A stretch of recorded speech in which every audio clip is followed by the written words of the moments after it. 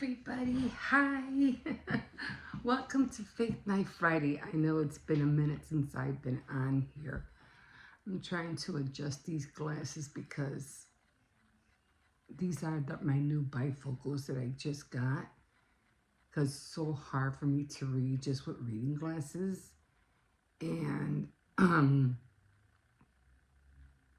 it's kind of hard to adjust to them because I had to keep pushing them like really close to my eyes, but my eyelashes keep hitting the glass of the glasses. It's annoying. Anyway, hi, my name is Emma. Welcome. I usually do this if you're new here to this channel.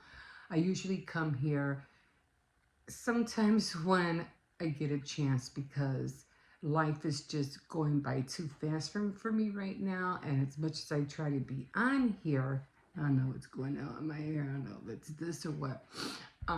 It's just annoying to see. Time has been just flying by on me. And when I try to be on here, something comes up or I end up being too tired. I am 64 anyway, by the way. So, at my age, trying to keep up with so many things just wears me out more easily.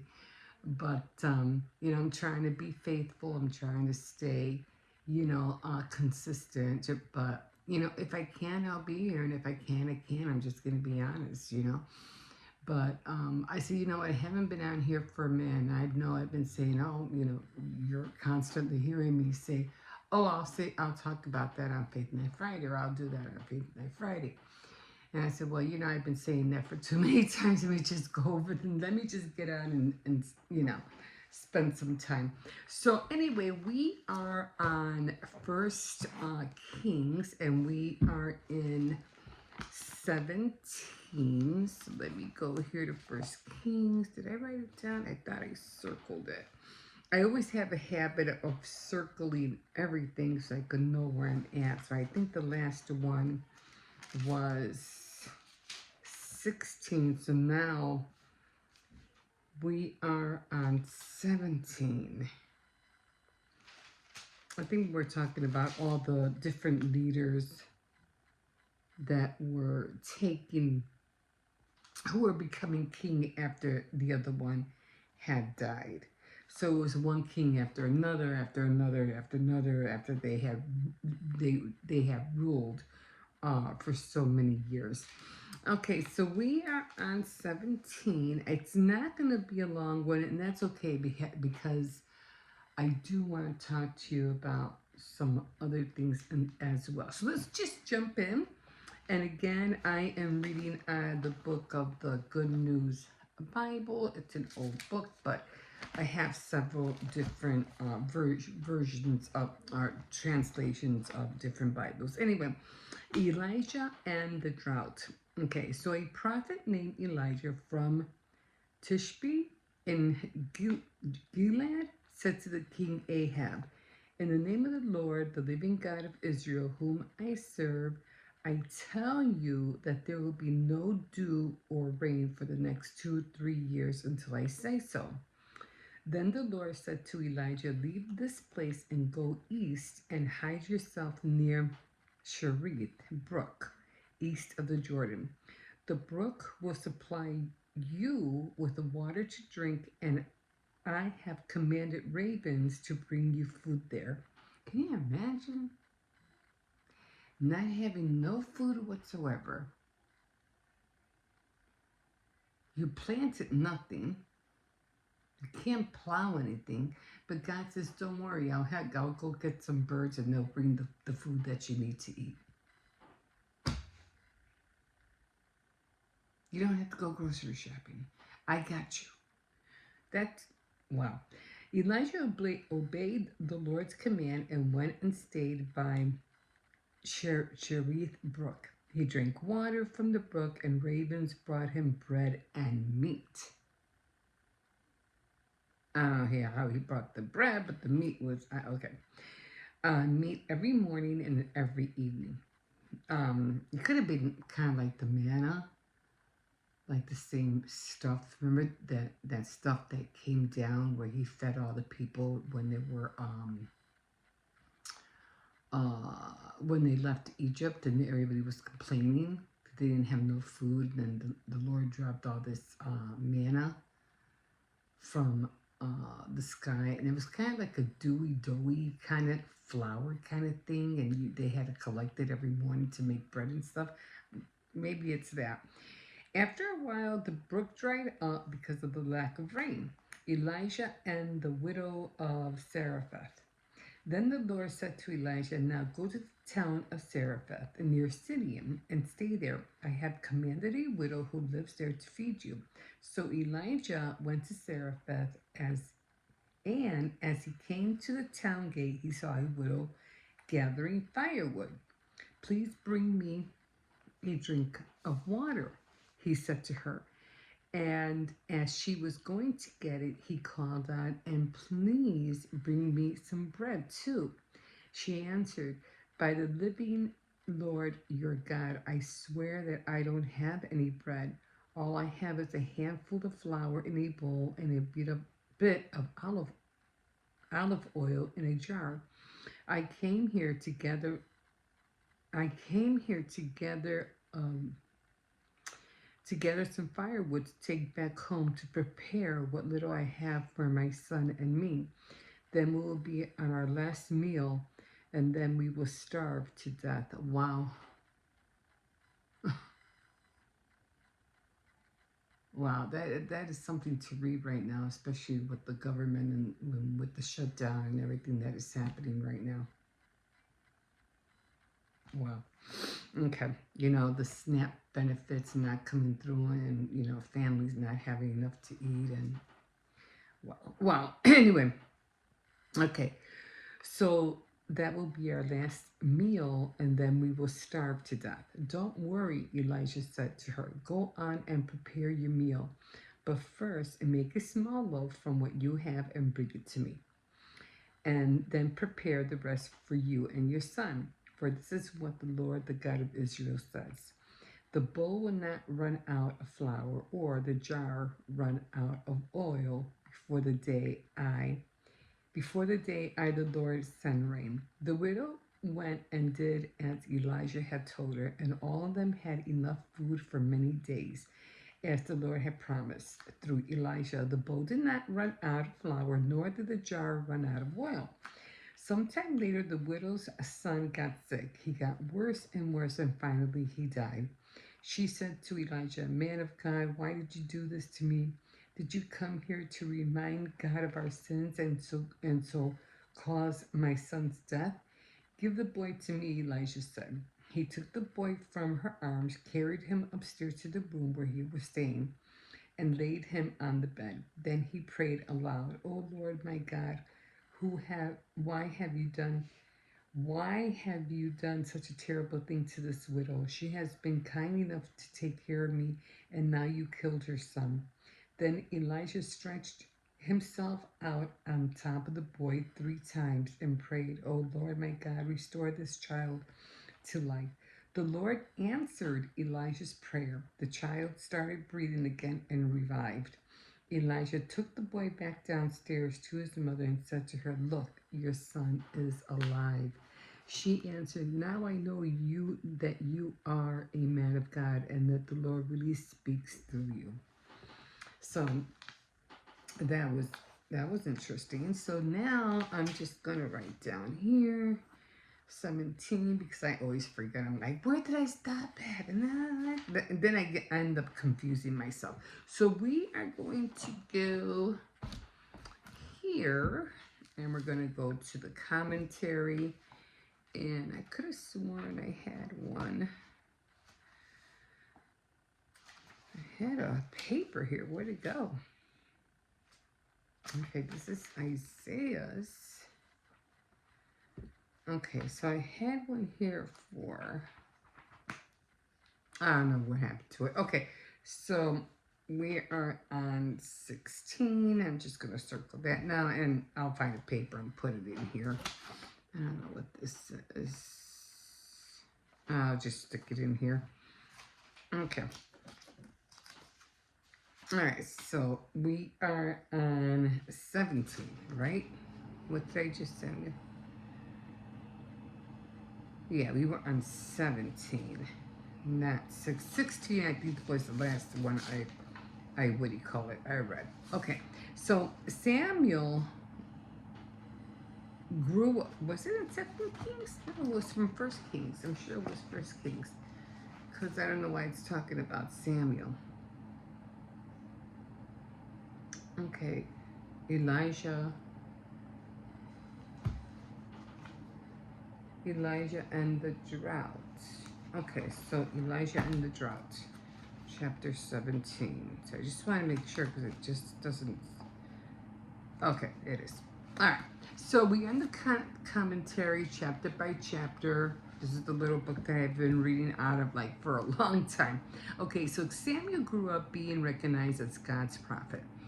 But Elijah suddenly appeared before Ahab, declaring God's message. The drought for which he had prayed was Elijah's declaration of war against Ahab, Jezebel, and the storm god Baal. If the king and the people had humbled themselves before the Lord, he would have sent rain to the land. But most of the nation trusted Baal and not Jehovah. The drought had 3 years. The drought had 3 more years to go. And God took care of his faithful servant. During that time of retirement, God led him, fed him, and enabled him to help others, including a Gentile widow. When we walk by faith, God supplies our needs and opens doors of opportunity for us. Be sure to trust the provider and not the provision. Brooks dry up, but God never fails. Okay, so I'm going to circle 17 because that was the last one. And hopefully, no, I can't, that won't erase. Well, I'll erase it later. But, and that is so true because when we don't trust God, to help us during situations in our lives, and we have to prepare for these things, okay? It's like you just never know what's going to happen. We never know what storms are going to come our way.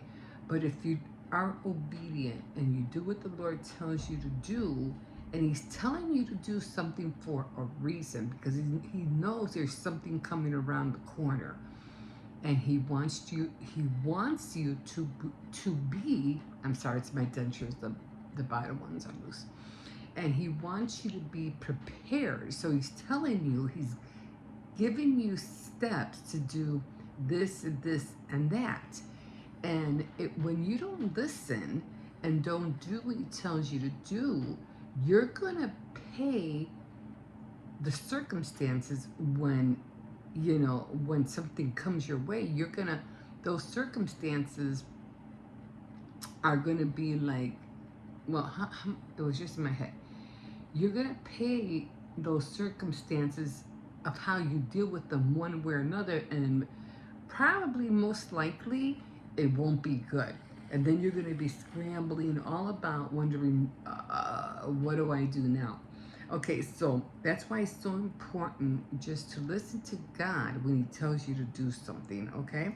Okay, and this is why that's why I take notes, because I'm like, sometimes when I'm reading something or doing something, it just, I've been telling people, because I've been reading out of Isaiah, and it just seems funny that every time I read, everything just seems to be going to coincide with everything that's happening in the world today. So because of the shutdown, the government shutdown, I know everybody has been leery and wondering and weary about it, and which way the pendulum is going to go. And a lot of people think that when it comes to the Democrats and the Republicans, they're both acting childish, and it's not that one wants to defeat the other or wants to be a bully. In a way, it kind of is. But they have to just stop, and come to a decision, not for um, themselves, but to do the job they were told to do for the American people, because these American people were the ones that put them in their jobs in the first place. Okay, so I was reading Isaiah, and right now I think in Isaiah I was in like 40, 45, 43, 45, somewhere like that.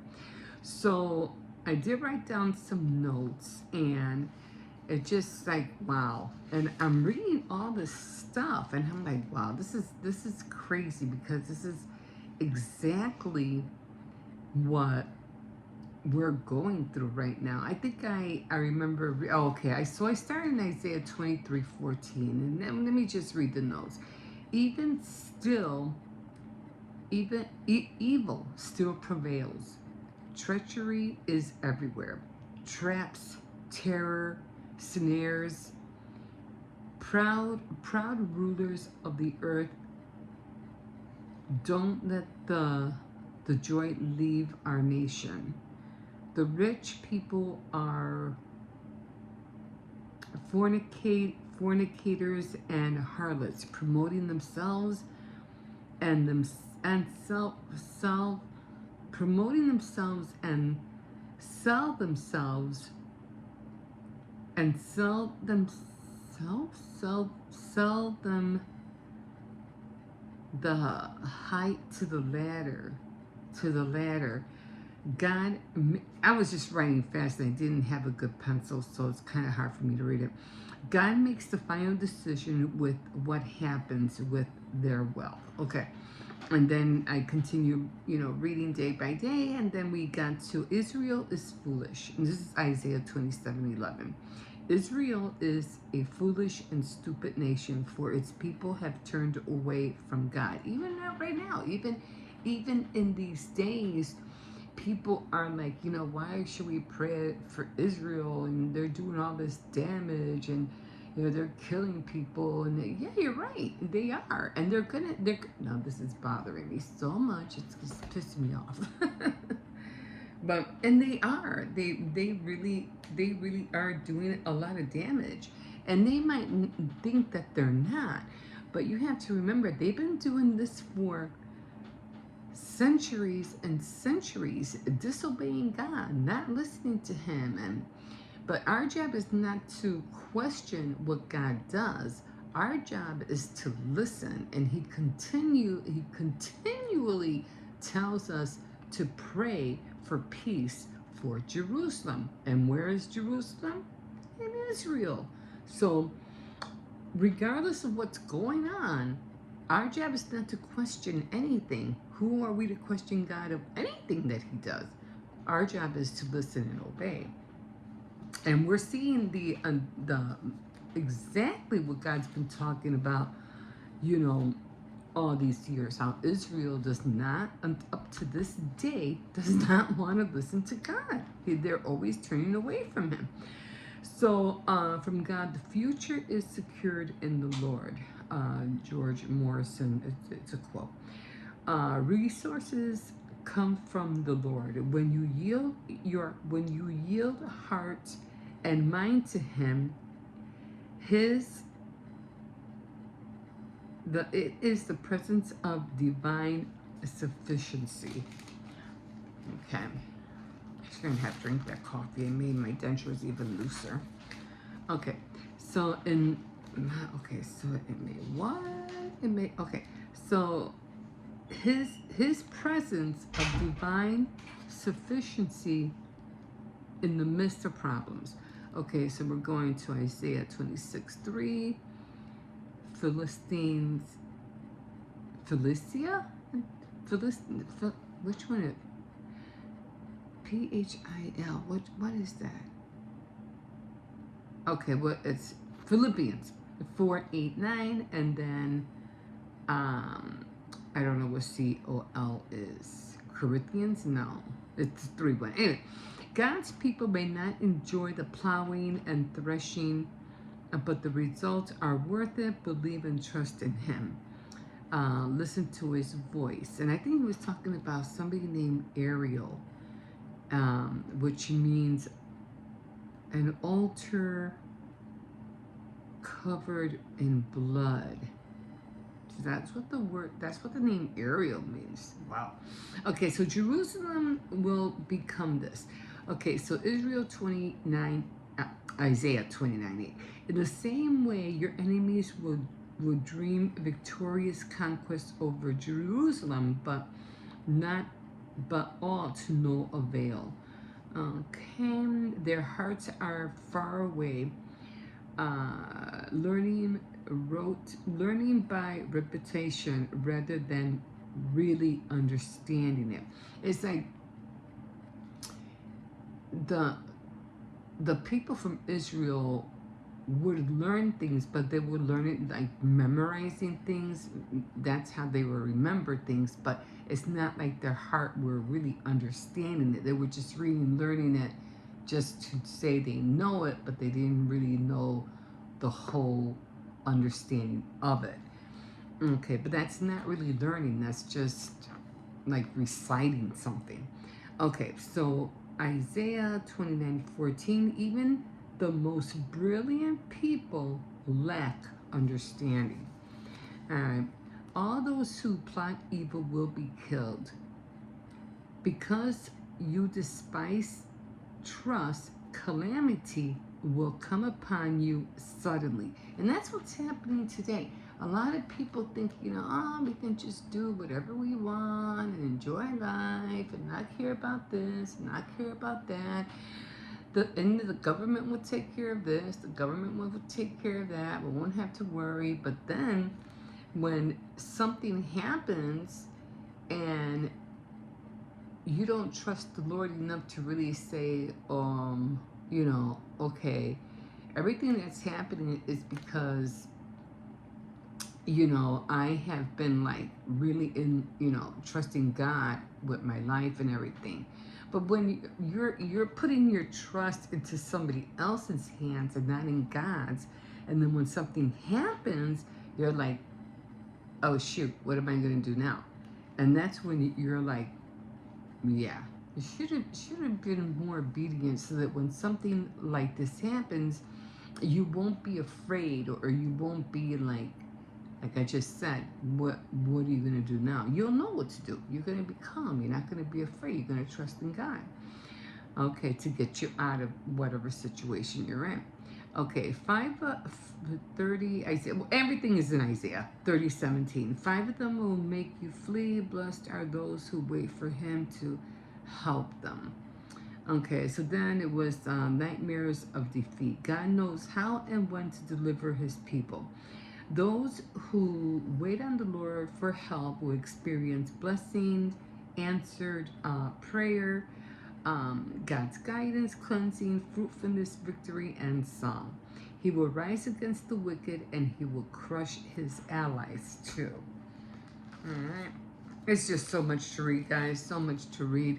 Wealthy cheaters will not be respected as outstanding citizens. And right now there's a lot of wealthy billionaires who are like, think they're all that, but people are going to see them as nothing but like,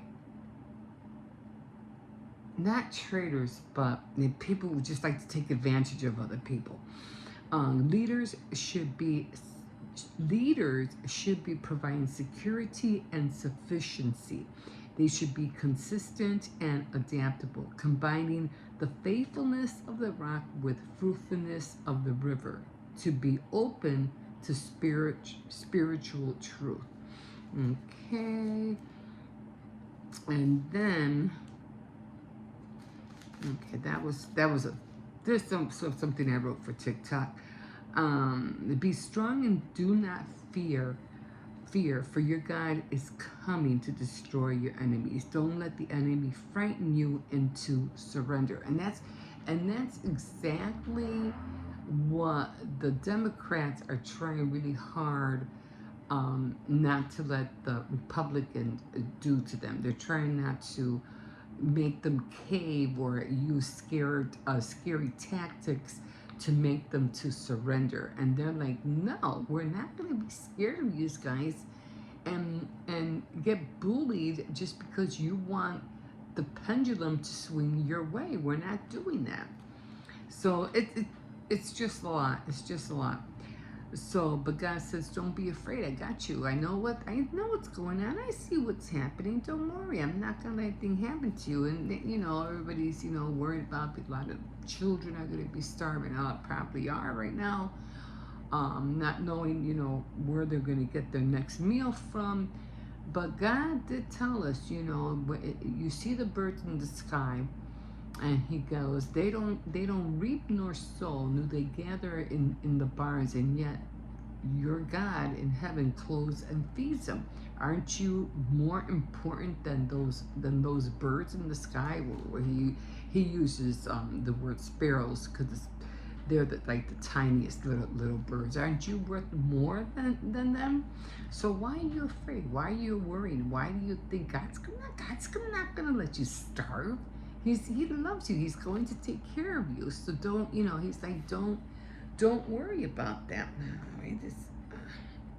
I have to wash my hair, guys. It's just bothering me. Okay.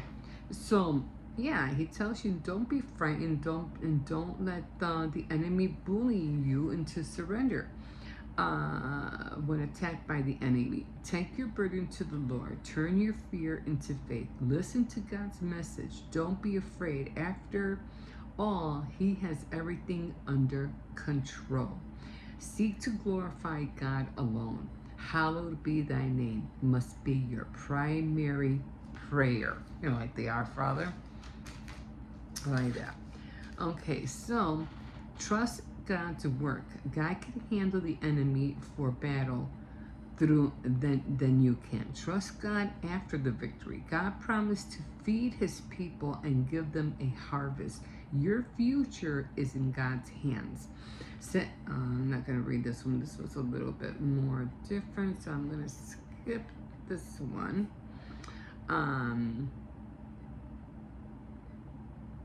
This was a quote that I think Frederick Beck said. If you are swept off your feet, it's time to get on your knees. Now, that's something, because right now it's like when it comes to these certain times, these are the times when you should fast and pray. Like when the people of Israel were going through a crisis, and I forgot what was it that they were trying to do, but they went to the walls of Jericho, and they marched around the walls of Jericho for 7 days. And after the 7 days, the walls of Jericho just went like that. So they were able to conquer Jericho. And also, the other time that God used his people was with Esther, when Esther was with her servants, and she was trying to save her people. So God used her and her servants to fast for 3 days, and they did. They fasted for 3 days. Was it 3 days? I think it was 3 days. And it could have been more than that, but I think it was 3 days. I'll look it up to make sure. And they did, and she saved her people because she was obedient. So when it comes to things like this in the world, and you don't know what to do, these are the times to fast. These are the times to do something in that arena. That's what you can do. Pray and fast. Okay. So, because that's what there was a lot of times where I was like, okay, well, the Lord, I've been fasting for this, I've been fasting for that. I don't know why I'm doing it. All I know that I'm not, that I'm doing it. And I'm praying for this and I'm praying for that. And I'm staying in the Word and I'm being obedient. And I'm doing what God tells me to do. I'm donating. Donating things. I'm donating food, and I don't know why I'm doing it, but that's what's put in my heart, and that's what I'm going to do. And lo and behold, now that this whole thing is coming, and even though I need help too, I'm fine. I'm not going through any struggles. And thank the Lord that I have three, my sons who are helping me financially. I'm not going through, and there's a lot of people who are going through crisis, but I'm not going through any crisis. And I'm just as in need as they are. I won't even go to the food banks and be in a spot where somebody should be in that spot instead of me. Why am I going to be in a spot where somebody else who needs it more should be there instead of me? So I'm not going to be in that spot. So I'm like, no, I'd rather that other person be there. Even though I could use a little help, I'm like, no, I'm fine. When this whole thing's over and I want to make my dollars stretch a little bit, then I'll go to the food banks again. But right now, because there's more people that are more needful than me, I'm staying out of those lines. Okay, so back over here.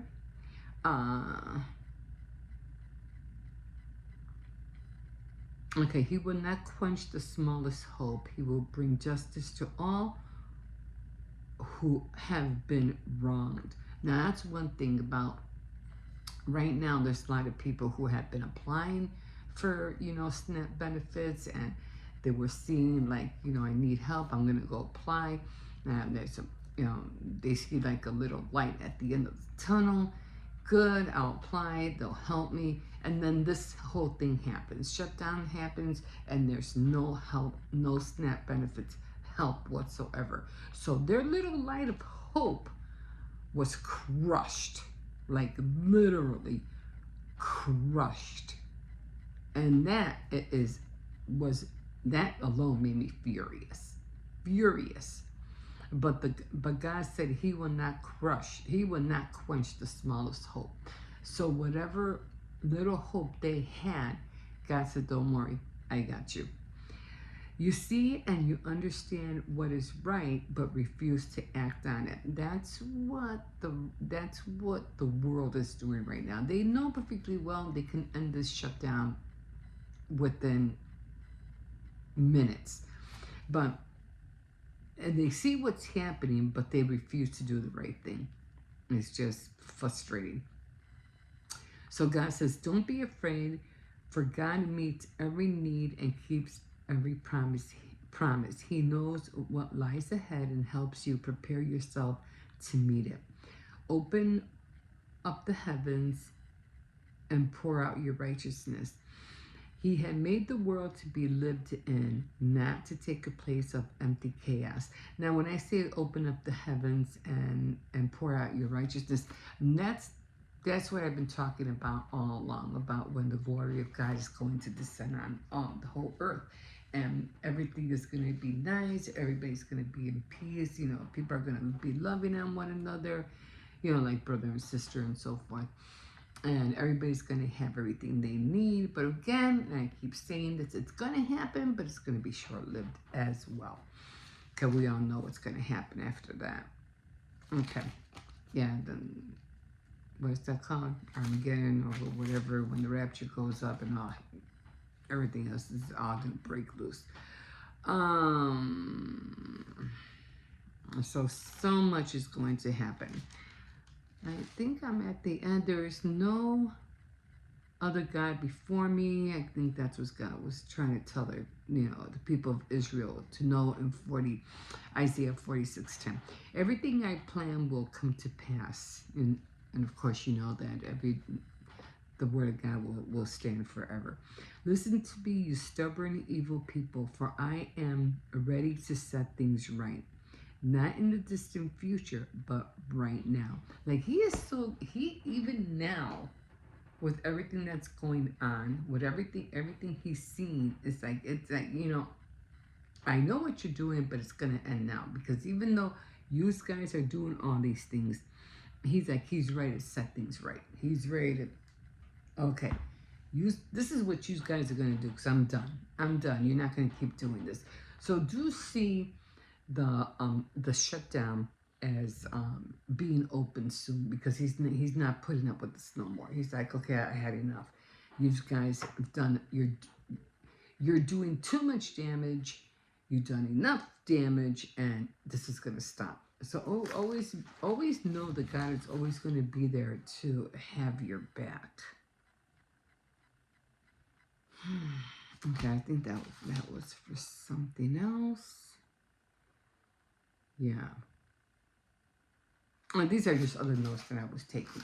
But yeah, like we all know what's going on, and it is hurtful that all these people out there who have all this money, and instead of helping out, they're still trying to push their products and make you buy things and things like that when they know we're in a crisis right now. They know that people who have been supporting them are not being helped by them. And that's sad because they were there for you. How come you're not there for them? It's like billionaires wouldn't be billionaires if it wasn't for the people who started supporting them and investing in them in the first place. But you can't take some time and some money out of your pocketbook to help those who helped you get to where you are. You didn't get there by yourself. It took people for you to get to where you are right now. But that's okay. That's how you want to be. That's how you want to be. But God sees everything, and you'll get your just reward. You will get your just reward, and God will see to it. He'll remind you. Oh, you remember that time when all those people were going hungry? What did you do? I don't remember you offering anything or helping with anything. So where were you when all that was going on? So yeah, just be aware of that. Just like I said, it's just just follow what God wants you to do, so that when calamity hits, you won't be without. You'll be fine. And then with everything that's going around the world right now, and I probably get into this a little bit more further, more in depth, but with everything, with time changing, with food and the way that we live is changing. It's not another 20 years from now, we're not going to recognize how we lived 25 years ago, 25 years ahead later, or 30 years ahead later. It's going to be hard to remember how we lived before, because everything's going too fast, and it's going to be so hard to keep up because of technology. It's going to advance so fast. So it's kind of scary if you really look at it. Like in 2040, 2060, 2080, everything that we're living now is going to look so different by then. I mean, look how long it took from the 1950s, or look how long it took the way the 70s were, and looking back how the people in the 1940s and 50s lived. Big change. Big change. The way people in the 1990s, how they looked back and saw how how they lived in the 1970s. So because everything changes, everything that, especially now with technology, everything's going to be changing faster and faster and faster, that we're not going to it's going to be hard to recognize the stuff that we had years ago. Does anybody even know how a telegraph looks like? I think that what is that called? A telegraph, sonograph. Remember that thing with the big, that record player with the big, I don't know, it looks like a bullhorn on it, a sonograph? I bet you nobody even, if you would ask a kid right now to describe that to you, they would be like, what's that? What was that? And it's like, it was a record player. They're like, never seen it. And that's how it's going to be in the future. They're not going to recognize certain things that people are going to be talking about because they've never seen it. They might have heard of it, but they never really seen it. So it's guys, you really have to get ready. You really have to wake up and get ready and do as much as you can. Pray for the future. Pray for your children. Pray for your grandchildren. Pray for those who are not even born yet. As long as your prayers are here, as long as you pray, as long as your prayers are here on earth, when you die, they will still be here. Your prayers will still be here and they will still be answered. Even when you're gone, your prayers will still be here. So start protecting what's yours now. And not only for your sake, but again, for your family's sakes, for your grandchildren's sakes, for your great-great-grandchildren's sake. Start now. So I think that's all I have for you right now. I was thinking about other things to say, but I can't think of it. I did want to let you know about the Lord taking care of you, and that I know that one verse, God will supply all your needs as long as you trust in Him, because He will. But and then when it comes to, I don't want to keep talking, but when it comes to jobs are going to be a lot more different. They're even suggesting that you start investing money in investments because jobs are going to be scarce. And the only kind of income, only kind of income that you can make will be money from investments. That's the only way that income is going to be generated into your lives. I don't know, it could be a different way, but for most, that would be a good start. To start making investments, you can have some kind of income coming in. Because if you're waiting from a check from, like a 9-to-5 jobs, or, there's no more factories, they're going to be obsolete. Even though they're trying to make more factories, AI, robots or whatever are going to take those jobs. So they're not going to need you. And it's going to take a lot more less effort to use robots instead of humans, because robots won't get tired like humans. So they're going to replace a lot of things, and then trying to find a job is going to be a lot harder, a lot more harder. So I don't know, guys. I don't know. I'm just telling you, just stay vigilant, stay follow the word of God, stay on that narrow path, and don't let nothing sway you to the left or to the right, because it can lead you in the wrong direction, and you're gonna get lost, and your family's gonna get lost. So just stay on that narrow path. It's very important in this day and age. You stay on that narrow path. Anyway, I'm gonna call it quits here because I was so tired. And I said, no, let me show up just for a little bit, because I got things to say. I got things to share. Guys, you can always like, subscribe, definitely comment if you did like this video tonight. And I'm trying to be more consistent, but again, I am at that age where everything gets me tired, and yeah, and I'm just trying to do so many things, but and I do a variety of things. So if you want to check on my channel on a daily basis, it's always there. I also have other what do you call it, shows that I do other than this one. I have Tea Time Tuesday. I haven't been on Saturday Night Threads yet, but I'm still working on that.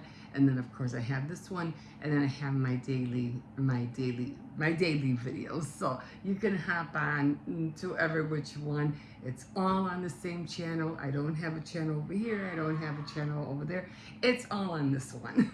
Okay, they're just on different days, that's all. Okay, guys, have a wonderful night, and we will see you next time on Faith Night Friday. Bye.